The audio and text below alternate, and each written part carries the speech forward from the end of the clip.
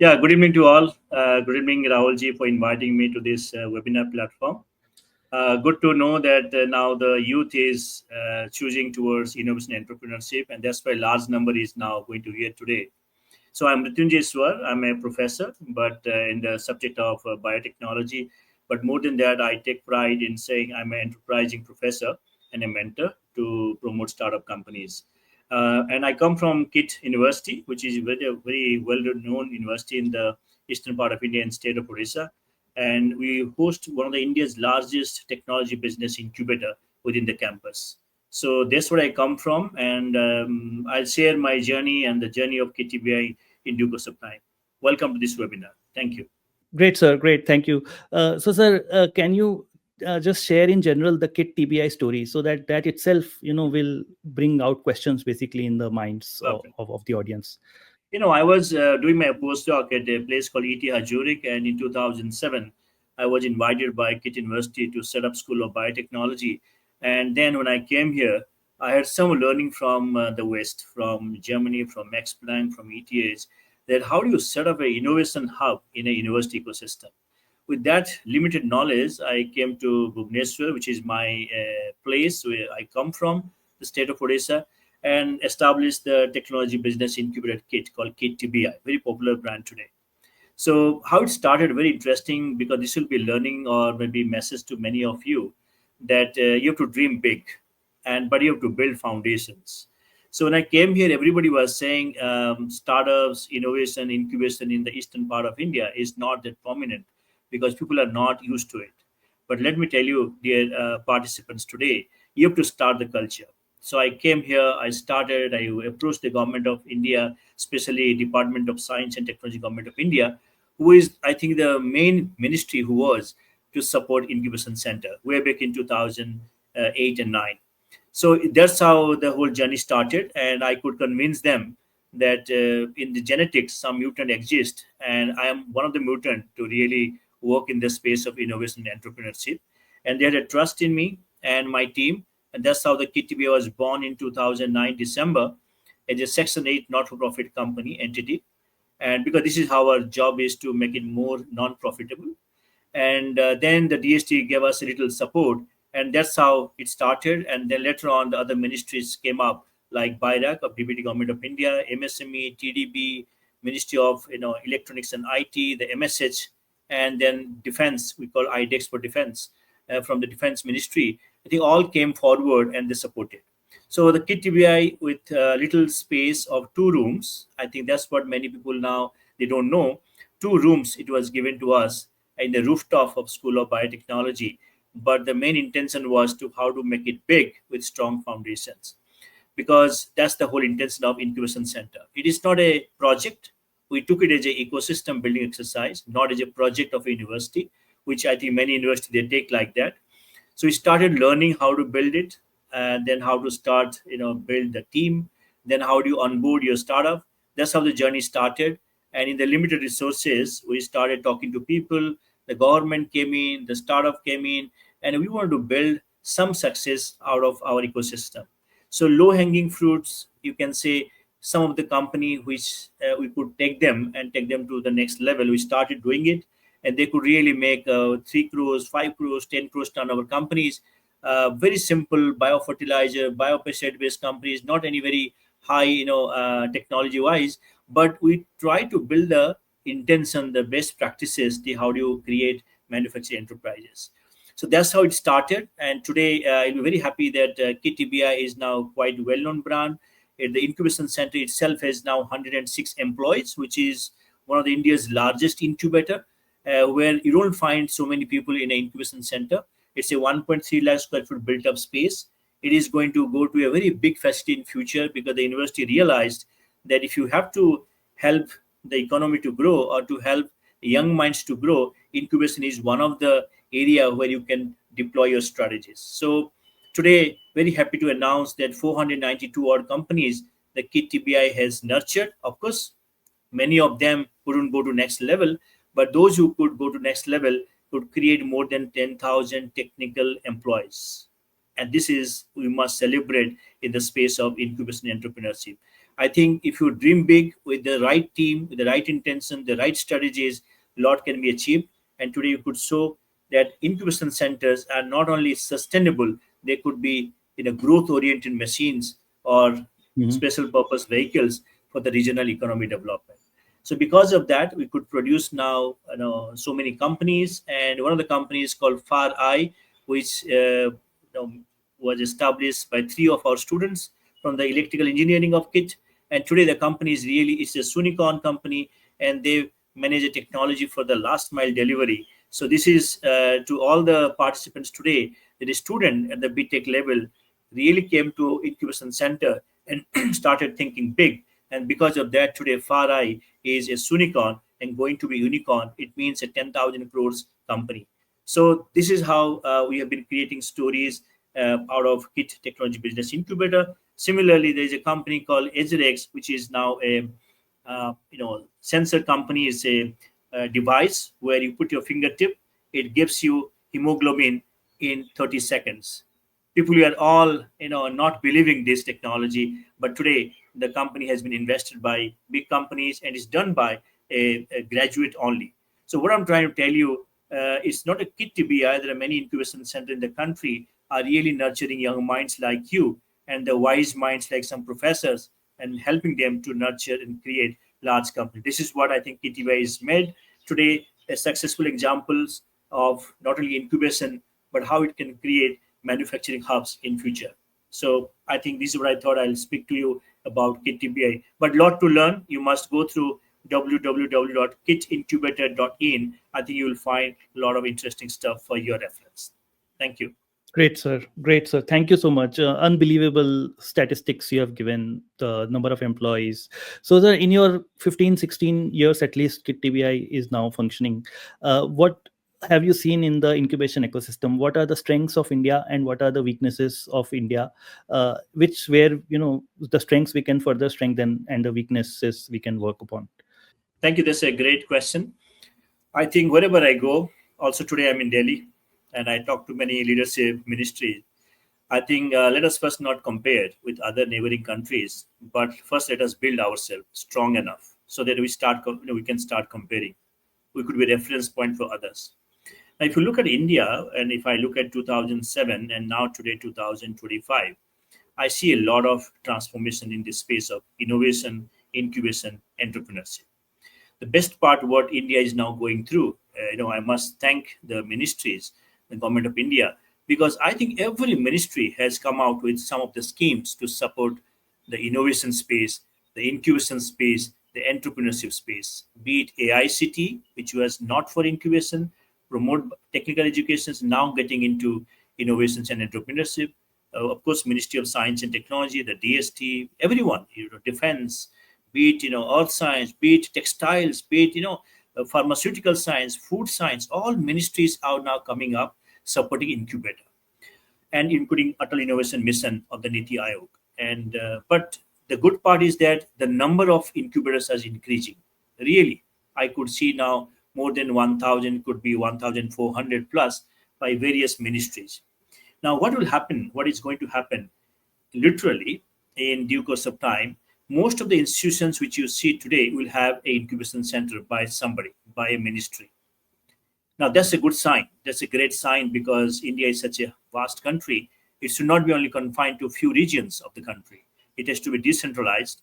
And you see today incubation centers in Nagaland, in Himachal Pradesh, in Jammu and Kashmir, of course in Odisha, also in other parts of Arunachal Pradesh, Northeast. So these are going to be a special purpose vehicle where people like the young minds can go and really take up their ideas to the next level, which was not happening earlier. Now this number has really grown up. Earlier this was confined to only a few of the IITs and some of the universities, but today it has gone to the very deep pockets of the country. And that's the great sign for us, because if you really want to do good things, I think you have a lot of opportunities, a lot of platforms. But the other part of the story, it should not be a number game, because in this space, if you do not build the right strategies, the right platform, the numbers are going to be less because they're going to be stopped. They're going to be, they cannot go to next level. Because of that, the right sort of platform will not be existing there.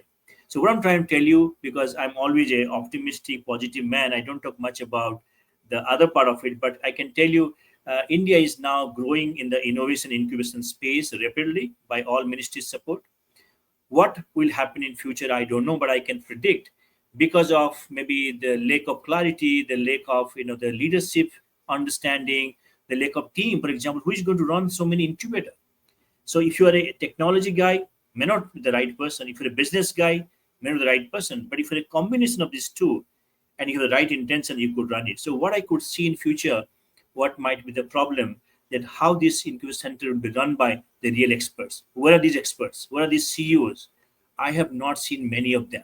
And if that is India is going to produce, or the centers are going to onboard them, I think many of the centers are going to really good.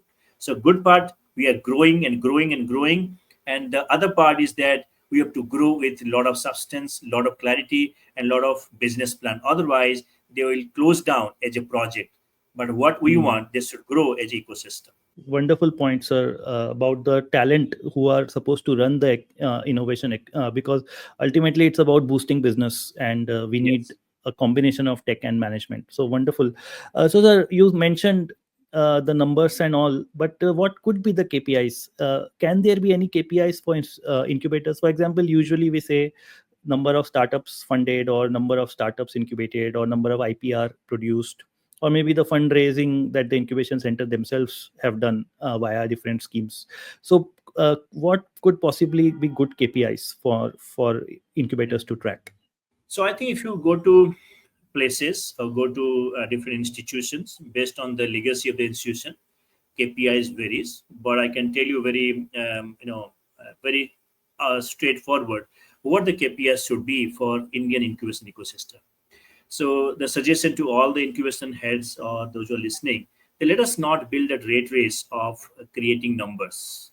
So you just ask me, I can tell any number as per my, that should not be our criteria. Now, what should be first in a region if you are establishing a incubator? Please map the what is the SWOT analysis you can do of the region. You cannot copy and paste what Bangalore is doing in Bhubaneswar or what Bhubaneswar is doing in Himachal. So that clarity you must bring when you build an ecosystem, what we call incubator. So the first KPI find, are you preparing a document based on the regional strength? If that is not happening, it is not going to go the right directions. You cannot copy and paste what others are doing. So that is one. The mapping documents exist or not. If you are making it, please take other institutions which are nearby you who also understand this process and help you to create the document. That's what KTB has built. What we should do initially in the first phase, establishment phase, the immersion phase, the growth phase. So we had got some clarity, and this was not done by me. It was done by many of my stakeholders of the region, including government of Odisha. People also are involved in it. So that is one. Second one, of course, number of startups are very important because the global standards. If you take 10, one will be successful. But don't look at them in terms of how unicorns you're producing. Our KPS should be how many companies you're making or nurturing who are really going to grow, not as unicorns, but as solving the real problems and there's a business potential. So I could see like even if they're 50 crores companies each, but if you're making 100 of them, is much more exciting than producing one unicorn. So let us not be the KPS should not be on the rate race of unicorns. Everybody talks, but then the real unicorns are not from incubators, right? Because they are different. So that is one. So talk about the real technology companies you are producing. The deep tech one, because recently you might have heard our honorable minister, commerce and industries, Goyal said, also commented on the type of startups coming out. So let us think about it, and in a positive way, that he was hinting at how can we produce deep tech companies out of incubation ecosystem. If you look at universities one end, institution one end, they're all doing exciting science and technology, which are the building, which are the nucleus of great deep tech startup companies. Now to take them to next level, how incubators come into picture and work with these wise professors and students, exciting one, take them to the business path, not again in the technology development path. So that could be one of the KPIs of an incubator, how closely you are working with your institution in the area where you come from, and work with those organizations to take the technology out of labs to enterprise level. That should be your KPIs, one of the metrics of the KPIs. Now, the other part is, I'm just saying, the other part would be, of course, definitely how many employment you are creating, because that's very, very important. Otherwise, I have seen companies having 10 years existence, 3 employees, 4 employees, they're just surviving.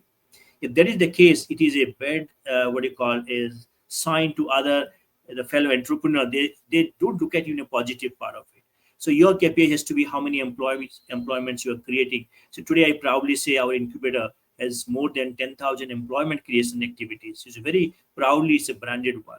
Then of course, intellectual property numbers are, interesting. People all talk about hundreds, thousands number, but the metrics would be of KPIs would be how many technology commercializations you have done through tech transfer, to tech acquisitions, through technology deployments.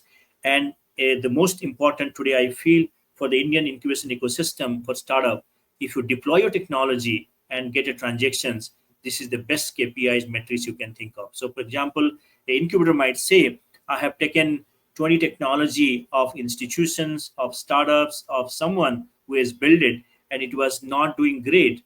But I found the right kind of stakeholder, and I could really help them to deploy technology. Could be tech transfer activities, commercialization activities, or a paid parity activities. If you do that, I think your the metrics of that KPI is much more stronger, because every deployment has got a transactions. So you are Mhm. showing the world that incubation activity is also about creating transactions through deployment strategies. And apart from Mhm. that, of course, definitely we have to raise funds. Not only how much government grants you have got, because today most of the government is now supporting, so you're getting it. But how much private equity fund in terms of angel fund, the private equity fund you are raising, both from India, both from outside, from abroad, is also very, very important. So as I said in my initial remarks, our startup have raised more than now close to 2,000 crores private equity fund, which I take pride, because not having much of investor in Odisha, but you could really raise. Once you build your good companies, I think you can really attract good investors. They might come from your city, your state, or might outside your state or outside your country. So I think those are the KPIs of incubator success. And of course, the most important part is the sustainability. Are you really surviving on Mhm. government grants, or are you really creating your own business plan? Today, luckily, with God grace, with all your support, with my team effort, KIIT TBI is today 106 employees, and it's a almost close to 9 crores salary structure. So we are able to raise it in terms of a business plan. Not all comes from government funds. Hardly now Mhm. 30% comes from government funds. Rest 70% coming from other, our business-based activities, which are supporting our incubation activity. Thank Wonderful, you. sir. Wonderful. The KPIs. One thing struck out is that the success of the startup, or the success, the eventual end outcome should be the most important KPI, like the employment generated Yes, and the yes, growth yes. of the startup, for example. And you also mentioned about fundraising. So just follow on question regarding that. Which ministries in India can incubators approach who are prominent in say supporting startups or building incubation centers? So what schemes the incubators should target? Thank you. I think I'll tell you one thing to all the participants, to you also, Rahulji, that today we have come to a stage where funding is not a problem. Being a part of this ecosystem, I can tell you honestly, every ministry is coming forward. So I'll start with very basics. For example, there could be students, could be professors, could be real startup. Now, today you finish your masters, you want to go for a PhD, you get fellowship from UGC or CSI and other ministries. Now, similarly, in the innovation, they are called fellowships. Now, students, those who really want to build a career in innovation and entrepreneurship, they can approach an incubator. An incubator must have some money, which you called Innovations EIR Fellowship, which is a flagship program of the Ministry of the DST Government of India. Now, EIR also has got a tied scheme from the Ministry, the Electronics and IT, called MSH program, the METI Startup Hub program. Also, the BIRAC has got SIF Fellowship program called Social Innovation Immersion Program Fellowship. Now, the minimum fellowship you get around 30,000 per month, and the maximum the SIF fellowship talks about 60,000 rupees per month. Imagine you were supposed to do PhD, but if you really want to get to innovation line or the sector, you're also supported equally by the ministries. So for fellowships, also you can get from 30,000 to 600 per month. Now, if you're doing good, they also give some sort of prototyping grant we call Prayas fellowships. I'm just giving you for individuals. Prayas fellowships might go from 7 lakhs to 10 lakhs of rupees by again different ministries. Like I'm telling you, the BIRA gives you, the DST gives you, the MSH of MeitY gives you. I think literally all of them they gives you. Now there's a one sort of grant called Ignition Grant, which is a flagship funding or the project funding of which are innovation driven from the BIRAC of Deputy Government of India, where if you get selected and the minimum qualification is bachelor's degree pass, if you have an interesting idea, it has to go through a selection process which is done nationally. If you get selected, you get 50 lakhs rupees of grant. Imagine I've got students who are BTech passed, they've got 50 lakhs of rupees to take their ideas to next level. And these monies are routed through a incubation or a big partners. We are a big partner on behalf of the BIRAC of DVD Government of India. So just imagine the money exists. It's a grant. Even the professors are finding it difficult today to get such kind of grants. If you're a startup, you are going to be a startup, bring nice ideas. Money is never a problem in your country now. Be it a fellowship, be it a grant, as I said, big grant of BIRAC. Similarly, the ministry, the MSS has got different other programs. This is called Scale Up Grant programs. You will get 40 lakhs of rupees. There's a piloting fund project. You also get 40 lakhs of rupees by the ministry. Now, the IDEX, which is called Innovations for Defense Excellence program by the Ministry of, the Defense Ministry, the startups, our startups are getting a crore, 1.5 crore grant money. So which was not happening earlier. So what I'm trying to tell you, all ministries, now I was in a meeting with the Ministry of Textile, they also got 50 lakhs of grant, just like BIRAC big grant for innovations in textiles. You can bring engineered textiles. Similarly, Ministry of Pharmaceuticals, Ministry of Food Processing is also getting into this. Now, all the ministry literally are going to support, are supporting, and including now MSME, also largely supporting from ideation level 15 lakhs rupees. Then you can go for manufacturing kind of thing. So the message I want to give you, all ministries, I cannot tell you how much, because there are so many schemes you have, from BIRAC to TDB to MSME to everyone is supporting now. Even AICT is supporting early stage, ideation stage, supporting funds to innovators kind of thing. So all things are happening around you, and I think be vigilant of it. If you have got passion to take innovation the next career, I think Government of India has several schemes for you, and I have got smart startup who have leveraged all government grants and really become big. Just the addition to this, how to engage corporates, do you have any word on, like, because institutes are usually lacking in the industry academia interface, so supplementing these the grants from these ministries? No, good. I think what I think with my experience today, we at KIIT or KTBI are more partnering with the industries, the reason being our incubation ecosystem. You have to imagine that you have to, why industry will come to academia? Not only selling for placements because I'm producing human resource. It's not the way. It became an old school of thought. Now, what you can say, I have innovation ecosystem, TBIs or business incubator, where I've got startups, I've got professors who are enterprising in nature. They can also work with you to take up your problem statements where you need solution from industries, but you don't want to solve it because you don't want to create again a team, understanding, infrastructure. Can you bring a corporate innovation program under an incubator?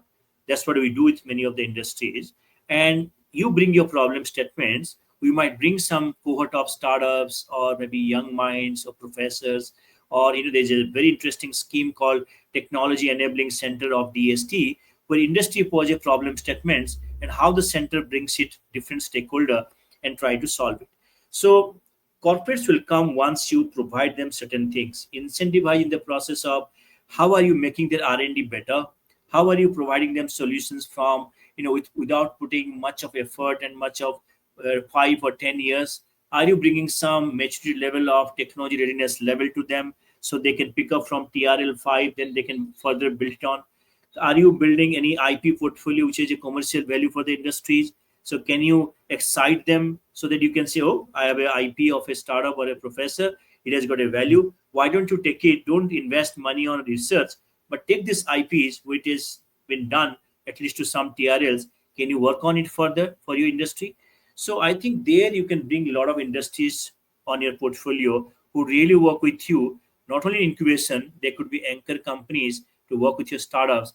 And jointly, if they grow, I think the incubator is going to grow to a higher level. That's what I feel, Mhm. that you have to bring more offerings to the bigger companies where they have got a lot of problem statements, but they need solution, but they don't want to solve it. How can you Mhm. create that, avenues for them? Then they will come, really they will jump into it. I have seen companies coming, posing their problem Mhm. statements, putting their resources, and we have a platform called technology deployment where we showcase them what exists with us, which is required for them.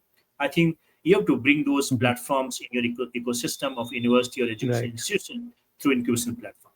So, sir, one question before I open the Q&A is, suppose if we think from a perspective of a student, like, okay, from the mindset of a student, we are in their shoes and they are enterprising. They are probably at the final year of their engineering, and they have some idea for which they need to do prototyping, or they have some idea which can potentially become an IP. So what are the things they should do? uh, like all possibilities, not just say their own college incubator, but maybe the state level, regional level, or even national incubators. What are the things they could possibly do? I think, as I said, more than 1,400 incubators in the country by different ministries, and those who have got interest to learn how to build, how to, first of all, let me tell you to the students. So, out of excitements, you should not do. Out of enthusiasm, you should not jump into innovation ecosystem. But out of your intention, you have to do it, because if you really want to take it up, you have to take it up really seriously. I have seen in our ecosystem also, which is quite large, the students come out of excitements. So this remains for a certain time. Now, if you have interesting ideas or even an idea, you can come to incubator and you can select which one is near to you, which was good for you. Go there.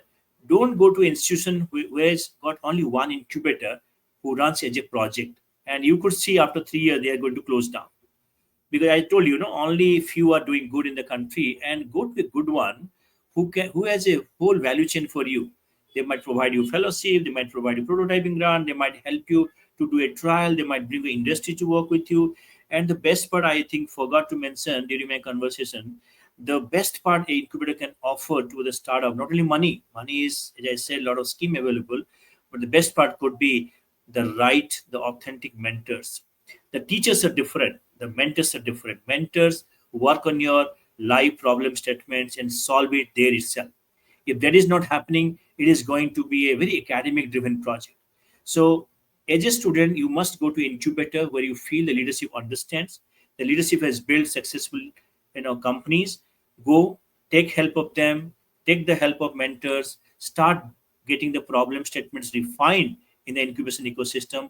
Learn those wordings, learn those best practices. How do I bring a problem statements, and if I solve it, how much money it can make or how much wealth it can make, what solution it can provide. If you don't create that lens for you, it is going to be one of the projects for you which is exciting, but no commercials or less commercials. Hmm. So take advantage of the whole ecosystem, the mentorship, the funding, the infrastructure incubation center says, and then take your problem statements to build a product, build the next level of solutions, and you see how can I make economy out of it, create economics out of it. I'll give an example. One of our two of our students or the startups are developing next generation organic batteries out of crop residues. So the battery once go wrong or it is spoiled, you can throw the content to soil as a fertilizer. It's coming from agriculture residue. Imagine, the idea is bold. How long they will take, I don't know, but they got funded. Now they're going into now different international laboratories. They're going to make it slick batteries, more efficient batteries. I think you should have that insect in your mind that I have to achieve this. There will be problems in between, but you must know, or your mentors should know, how to navigate those through problem statements and bring the solutions as quick as possible. So failing is important in startups, but how quickly you fail and how quickly you bring the plan B to go towards better, so that you fail less. I think very very important. There's smartness you should have. So please think about it, dear students, dear faculties. You have to think differently and think big with strong foundations. And I could see that there are very few people that think the way I'm saying, to create the next generation enterprise, which is possible. If a young person from a very remote places could make world's first, thermostable, one of the, enzyme, why you cannot make it? That's what I'm trying to, impress upon here. Things are very, happening around you, but you have to learn as quick as possible, going to this platform like incubation center, and then create your future enterprise with a convergence approach.